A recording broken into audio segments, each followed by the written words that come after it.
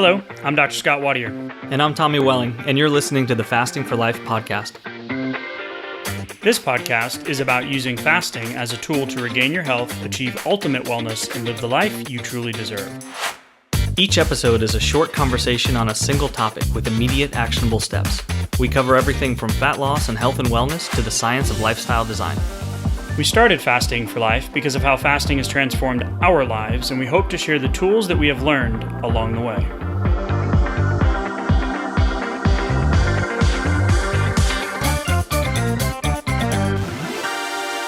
Hey everyone, welcome to the Fasting for Life podcast. My name is Dr. Scott Wadier, and I'm here as always with my good friend and colleague Tommy Welling. Good afternoon to you, sir. Hey Scott, how are you? Doing fantastic, my friend. Excited for today's conversation where we get to sift through the dozens and dozens of questions and contact us forms and messages that we get and identify some of the more pertinent, high-level questions that we think move the needle, especially for you new listeners, but also a re-engagement for the OGs of the long-term followers as well. So excited to go through a listener Q&A today. Some of our most downloaded podcast episodes. We are grateful for each one of your downloads, likes, shares, rates, and reviews. So if you are new to the podcast, welcome, welcome, welcome. Thanks for giving us a shot to be part of your fasting, weight loss, and health journey. If you want to know more about Tommy or myself, head back to episode 0 and episode 1. Give them a listen. It'll give you more insight into who we are, how fasting transformed our lives, and ultimately why we do week in and week out on this podcast, in our coaching groups, our challenges, and why we have all of the resources, the free resources that we do on our website. So if you're looking for more support, grabbing a resource, head to the show notes. All the links and information are there for you. Tommy, we have a shout out from one of our listeners that came through on Spotify. So let's give a shout out to one of the listeners, and then we'll get into today's Q&A. Cool. Let's see. Purple Llama Wishes. Purple Llama Wishes. That's so good. Said on episode 36, which was looking back at a 48-hour fast, was actually said, "Hi, I just found you guys yesterday. Been doing mostly OMAD, so that's one meal a day for about 7 years. Wow. I'm right now doing a 48-hour fast, and your podcasts are very motivating and helpful. Thank you." You're very welcome, Purple Llama. Way to step outside of your comfort zone, because 7 years of OMAD, I mean, that's amazing. Sounds like you've found a good balance for maintenance for yourself, for long-term sustainability, but it never hurts to step outside of your comfort zone. And even for maintenance, I love an occasional burn day, a flame day, usually a couple times a month at least, just to kind of flex that muscle and keep it toned, keep it strong, and then keep that mindset like, yeah, I can pull off a flame day when I want to. It's really, really empowering, even if you don't need additional movement on the scale, et cetera. And we'll talk about that a little bit more during today's Q&A too. Absolutely. Shout out Purple Llama. Love that name. My daughter would love it too. I love a 3-day fast. Mm-hmm. You know, once a month, once every couple of months. I love a yearly 7-day fast for a reset. Me too. Yeah. Absolutely love it. So shout out, keep up the good work. And thanks for the comment and the encouragement. Yeah. It truly does keep us going. We love it. We love all the comments. We love the likes, the subscribes. We love it all. So thank you so much for showing us that we're on the right track, and we hope to continue to support you on your fasting lifestyle journey. So let's get into the questions. We had a question come in from Linda with a Y. Love it. And she said, I'm 5'4", 112-pound female. A1C is 5.7. I recently started 16/8 fasting. Nice. My concern is I do not want to lose any weight, but want to take control of my A1C. Any recommendations? What a great question. Awesome question, Linda. Yes, we do have some recommendations. Congrats on starting with your 16/8 fasting. That's a great place to be. It's especially a great place to start, but it's also a good opportunity where what you're implying here, Linda, is that you want to get maintenance level caloric intake, maintenance level nutrition and fuel balanced out with just, let me get some better control over my blood work. I know I don't want this A1C quite this high. It would be nice to get it down a few percentages there. And a good way to do that is for you to be prioritizing protein within that nutrition opportunity window. It's also going to be The earlier that 8-hour nutrition opportunity window can start, that's going to be better. It's going to be better for A1C, better for insulin sensitivity and blood sugar utilization and keeping that balanced. Last Because podcast episode we just did was on an yes. early eating window. So that would be Mhm. like hands down number one recommendation. You just said the top two that I had in mind. So perfect. Yeah. I love it. Yeah. And speaking of the last podcast, it would also be adding in some resistance training, right? Some sort of exercise where you're stimulating your muscle cells, because those are going to be your powerhouse for insulin sensitivity as well. So if you can stimulate more of your muscle cells, you're going to be able to more quickly and efficiently utilize the blood sugar that is ticking up during that nutrition opportunity window, which is a normal part of that process. But then also, I did mention prioritizing protein. Look at your carbohydrate intake, or if you have any alcohol intake. Those are two big ones that, even if you have a good level of maintenance calories coming in, and you are time restricting your actual eating, those two, if your carbohydrates or your alcohol, either one of those are high, there could be substantial room for improvement.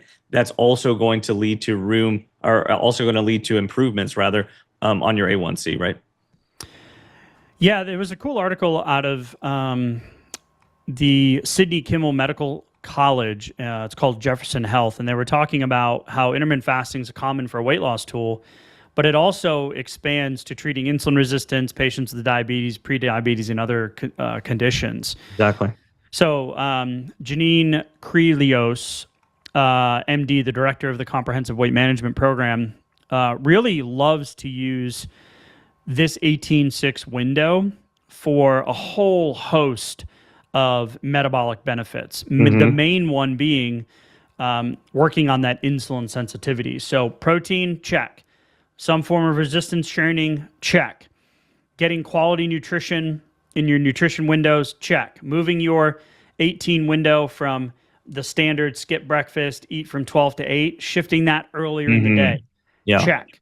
So those would be the main levers that I would recommend pulling. And Tommy, you talked about food choices in terms of carbohydrates. We know that carbs are the main driver of a blood sugar or insulin response, right? So that's why we recommend more of like a 40-40-20, prioritizing protein, 30 to 40% fat, and then back ending your meals and filling your plates with the fiber and those more complex carbohydrates, natural carbohydrates, Natural carbs, non-refined, non-processed carbs. Absolutely. Those are also great for progesterone production in the second half of a woman's menstrual cycle.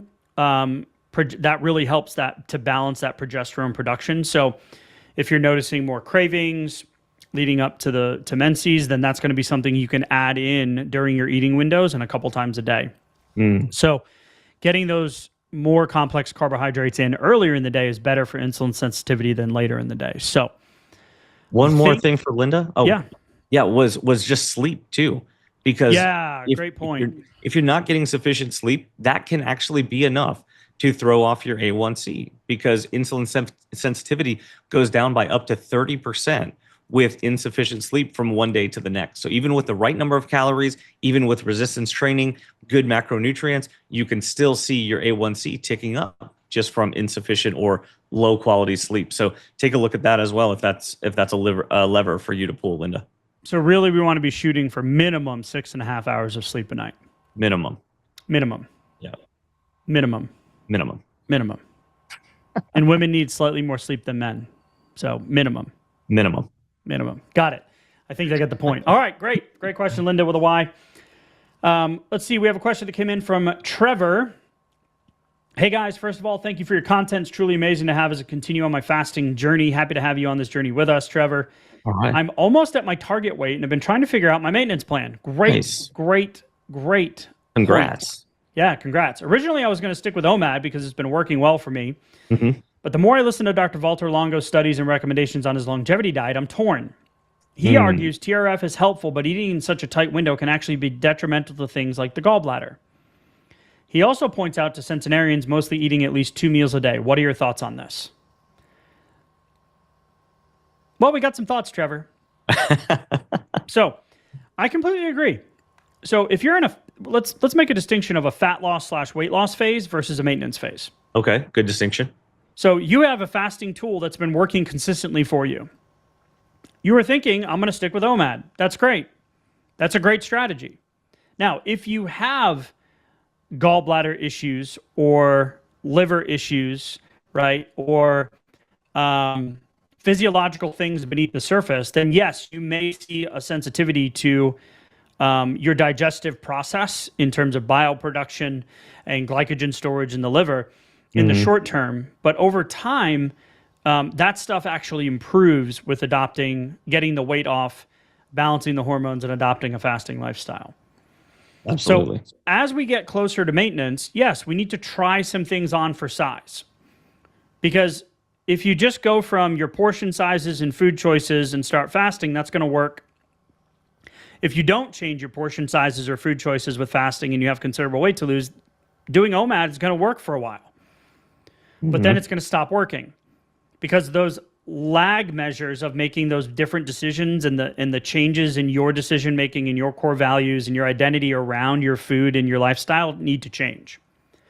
So you're still going to use fasting as a skill set when you get to maintenance, but you just need to figure out, you don't want to go back to doing what you're doing. And it doesn't sound like you are, but I'm just speaking and taking some liberties here. Thank you. In just speaking to the big picture to put this into perspective for folks that aren't yet close to that maintenance goal. True. So we should be eating food. Food is fuel. So for me, on most days at this point, I'm a 2-meal-a-day guy. Okay. And we've talked about this on multiple recent episodes this year about shifting those eating windows earlier in the day. That doesn't mean you can't have an OMAD dinner or an event at night or a celebration or travel or vacation, etc., where you may be eating later than you typically do. So I would absolutely split that OMAD. If you're doing one meal, then open it up into a 2-hour window. So have a small protein paste little opener and then have your main meal a little bit later in that window. Or you can just go to what we call a TMAD approach, where you can split that intake up over those 4 hours if you're concerned. Okay, just into 2 distinct sit-down eating opportunities then. 2 meals. Yeah, 2 meals. So I typically will eat early to late morning because I don't typically like breakfast. We got a busy mornings, kids, drop-offs, wife's in practice, lots of moving parts. So I typically like to get up, hydrate, stack my hydration for the day, and then have a meal late morning, around noon at the latest. And then I'll typically eat a smaller meal. So I do my main meal late morning or midday, and then a smaller meal when I'm not doing my, a 36-hour fast or a 72-hour fast, which I do periodically now. I'll have a smaller kind of protein paste, air quotes, snack, like a mini meal later at the end of that window, just to make sure that I'm getting my protein in and that I'm satiated for that thermic effect, and then sets me up for the second half of the day, which is 5 to 7:30, which is kids, pickups, drop-offs, sports, all that kind of stuff. That just simplifies my life.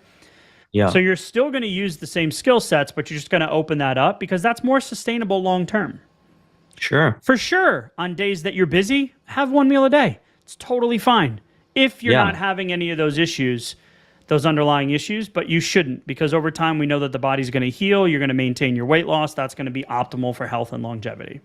Yeah, it's a great point because you don't have to do the exact same thing every day. We actually don't recommend that you do. Yeah. In order for it to be a sustainable and balanced plan for maintenance, variety is the spice of life. Man, so cliche. That's true too, though. But maintenance looks different for everyone, and just the fact that you're thinking along the OMAD lines or the 1 meal a day lines, because that was a big tool for your fat loss phase.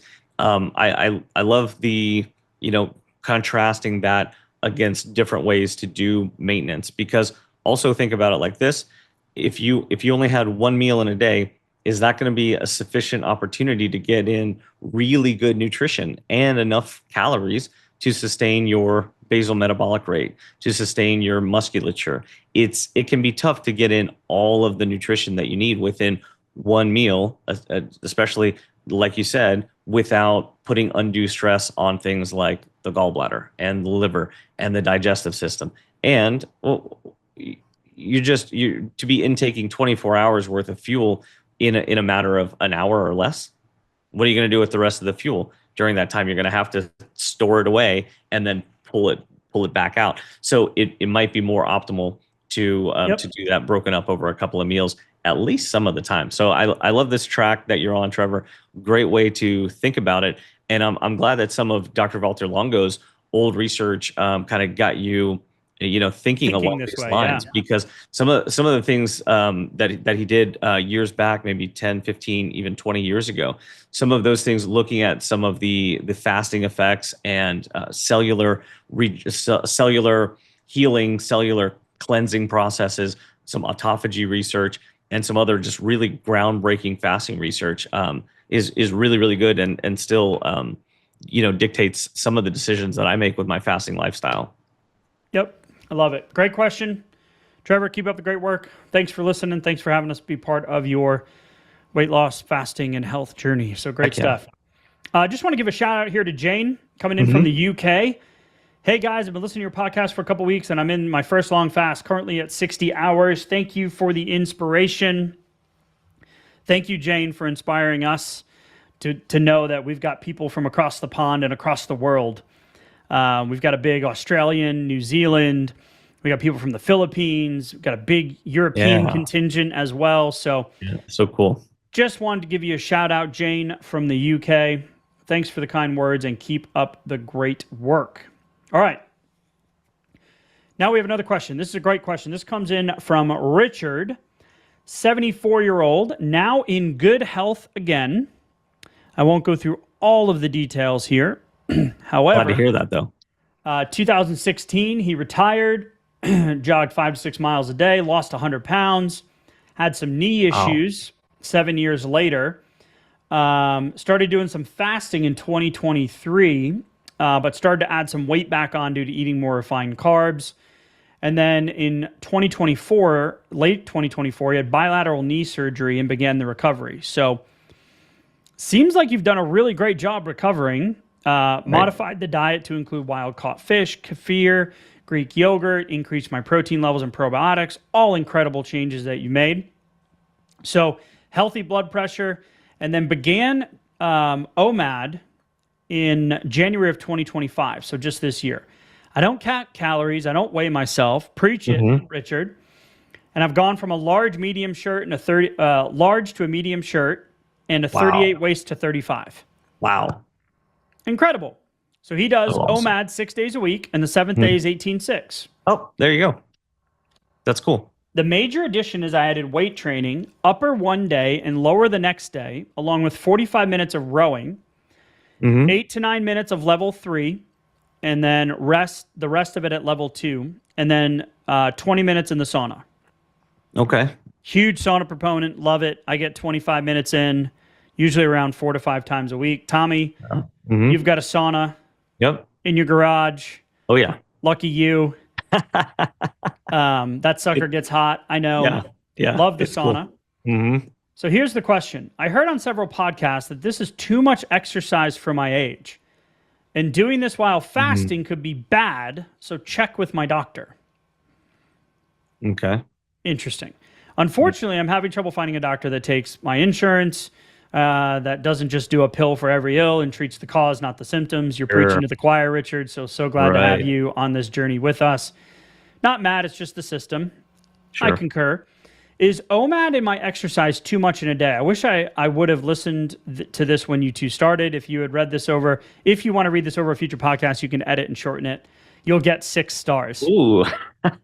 Thanks, Richard. Dangling the carrot, Richard. I like it. So I don't know the exact context, but what I didn't hear is I'm hurting, I'm tired, I'm hungry. Getting sick a lot. I'm getting sick. I just feel fatigued. I didn't hear any pain points in here.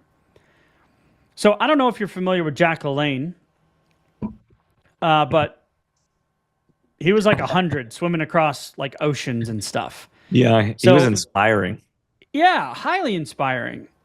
So I don't agree with that. This could be too much. Now, is that a lot of exercise? It is. I mean, I'm just going to encourage you that if you're doing that every single day, which I'm not sure if you are or you're not, Mhm. that when do you rest and recover? That's a Are you good training question. for a triathlon, an Ironman? Hmm. You can be world's strongest man. Like, what is your what problem are you trying to solve? Do you just love it and enjoy it? Hmm.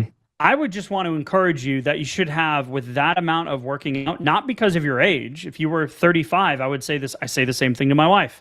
Hey, Hmm. when's your rest and recovery day? Right. It can still be an active recovery. You can still walk and do the sauna. Yeah, it doesn't have to be a sedentary day. Yeah, or do some zone one, zone two rowing. But I just want to encourage you here that if there is no pain point, you feel good, the blood pressure's great, the body recomposition is happening, you're energetic, your sleep's good, then I say keep going. But I would encourage you, if you are doing this every single day, Hmm. to have a rest and recovery day or an active recovery day at least once a week. And it sounds like, Richard, that you're kind of halfway into that for your 18-6 day anyway. You're thinking about that day as kind of that's kind A of a refeed day. nutritional, yeah, it's Yeah. a nutritional recovery day. So you could pair that up with your physical recovery day if that works, or you could use a different day during the week. Let's say, for example, if you're going to do one day a week as kind of an active recovery day. So I think that that's great.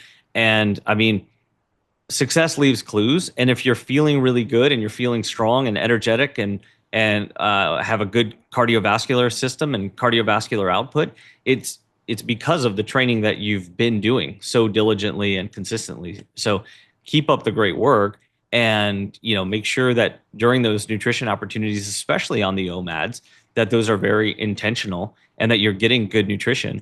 And for that 18-6 day, I'm almost kind of surprised if that you only have one of those, per week. If you feel like you need to have more opportunities for nutrition sometimes, then you could consider a second one, Yeah. maybe even every other week, like that, and see how that feels too, because a little bit more fuel might be what you need whenever you're not feeling 100%, like if you have been in a state of relative, like, slight overtraining or moderate Yeah. overtraining too.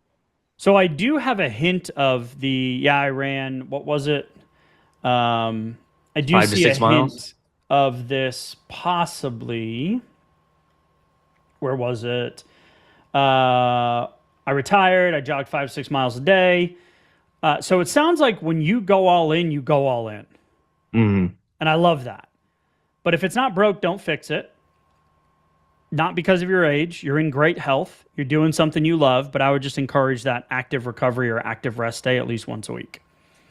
Love that. Yep. Keep up the Keep up good the work, great Richard. work. Yep. Yeah. Thanks for the 6 stars. I'll be looking out for it. All right. We have another question that came in from Kerry, also from the UK. Hmm. Had a few questions. So products may vary, but what can I put in my tea or coffee? Did you say cream? I'm told putting milk in my coffee breaks the fast. Is this right? Well, technically speaking, yeah, anything outside of water, you're breaking your fast. Sure. Now, we're not dogmatic in this. If your cup of coffee with a couple tablespoons of creamer is going to keep you consistent and make you happy and look forward to that cup of coffee, Hmm. then I see no problem with it. And you get to enjoy your fasting lifestyle even while seeing results on the scale or in your blood Yeah. work, or for long-term sustainability if you're in maintenance. Great. This is like the paper cut in a house fire. Oh, the Yeah. house is burning down. I Oh got a no. paper cut. Oh Okay, man, well, I got a splinter. I got a splinter. Well, okay, where are the tweezers? No, get the hell out of the house, right? Right. Yeah. So Let's focus. if it's working for you, if it's not increasing your hunger, if you're not doing 5 cups with the sweetened creamer and you're just putting a little cream in your coffee, yeah, that's keto. It's not going to kick you out. Are you technically breaking a fast? Yeah, but if it's sustainable for you and it works for you, then I say do more of it. So, second question. If I chose dinner, I wouldn't be eating until around 9 p.m. every night. Is this okay as long as I keep it at 9 p.m. every night, or should I choose a different meal to have? As again was told, it stops you losing weight if you eat after 7. Does it matter what time the last meal is? So It matters. Yeah. it's not that the calorie matters. What matters is that we have a circadian biology, and we've done a whole host of research, episodes on this recently in 2025, where an earlier meal has a better insulin sensitivity and better blood sugar management. That's a mouthful. So if it's working and it's working for your life and you're seeing results and the scale's moving and you feel good, then you don't need to change it. But what we know is the later you eat, the less potential insulin sensitivity you have. So the same meal at 9 a.m. versus 9 p.m., the 9 a.m. meal, based on circadian biology, you're going to have a better, up to 30% better blood sugar insulin response in the morning. Which is huge. You don't have to keep completely flip it. Move your meal a couple hours earlier for a couple weeks, then move it a couple hours earlier. Then try to get it in that sweet spot of that midday or early afternoon. I think that might be a good landing place for you. Yeah, I think that would be really, really helpful. And one last thing that she said was that this has been a really sedentary time, and also going through menopause and wanting to know like if that could have something to do with not losing the weight. Absolutely. Both of those things will affect absolutely the fat loss process. However, that doesn't mean that it's not doable and that you can't make progress during those times. So absolutely keep doing what you're doing, but also keep looking for ways to do it better like you are right now too, Carrie. And I think if you only had the choice to do that 9 p.m. meal or a much earlier meal, then do some of the earlier meal. Like at least a few days a week. That would be awesome. That would be huge, and it would be worth doing. You don't have to change everything for every single day. It doesn't have to be perfect to be worth making the change. If you were only able to make that change half of the time, that would give you so much benefit right there from the physiological response that Scott was talking about. And that's gonna help you move the needle faster, more consistently. It's gonna protect sleep, which then you're waking up the next morning with a higher level of insulin sensitivity like you want, and more prepared for a better day, less cravings, easier time sticking to your fast. And then now you have a chain of momentum that you're starting right there. So for me personally, like a lot of the decisions I make on a day-to-day basis are around my sleep, my stress levels, and my heart rate variability, right? So before it was getting the weight off, targeting the visceral fat. I'm still working on the last few pounds of visceral fat. But sleep is a huge thing for me. So I notice when I eat late, especially if I eat out, my sleep gets disturbed. I just don't sleep the same. Yep. So if I'm going to eat a late meal, I definitely go low carb. Because if I have a big bowl of Italian, right, with the extra meatballs for more protein, I'm still going to sleep like crap and sleep hotter. Oh, yeah. Because I had those carbs. That's just me. So you just need to figure out what works for you. If it's working, great. To Tommy's point, try to find out ways that you can optimize it. And I really think moving that eating time earlier in the day will be beneficial. Yeah. Love that. Yep. Keep up the good work, Harry. Absolutely. All right. So we got one more here from Kev. Been following you for a while. My story goes, started fasting August 2024, lost 77 pounds so far. Wow. Heck yeah. Daily 20-hour fast, Monday to Friday, bit looser on the weekend, 16 to 18-hour fast. Still 24 pounds to target weight. So yeah, you had about 110 pounds to lose, it looks like. So you're about 3/4 of the way there. I've added weekly 48-hour fast, which I hate. Me too, Kev. Yeah. Me too. Yeah. 48-hour fast is my least favorite fast in the world.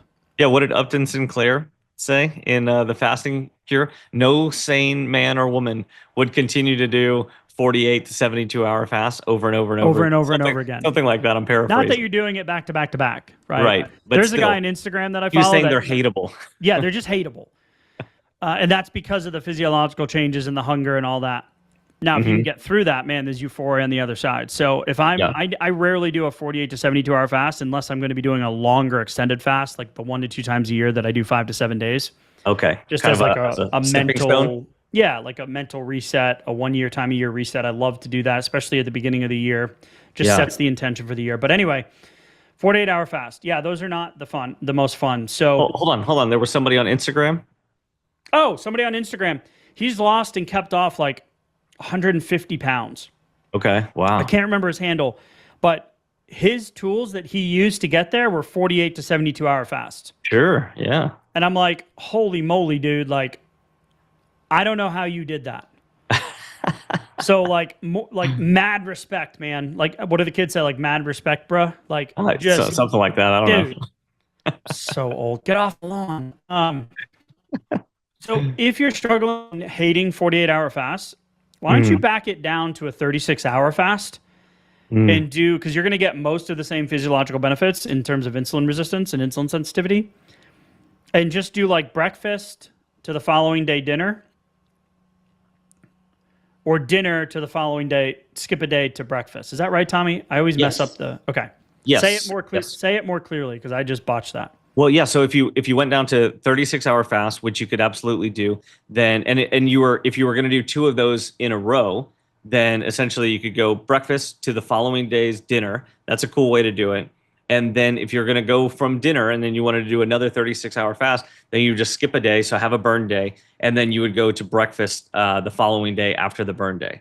Okay. And so a cool thing to remember there is that when you go from dinner to that 2 days later breakfast, I like to change that meal up so that I'm not really feeling like the cravings and the hunger during especially during that midday, during that flame day. So I would go much lower carb and make that a smaller meal too, if it's going to be dinner and then skip a day going into the breakfast rather.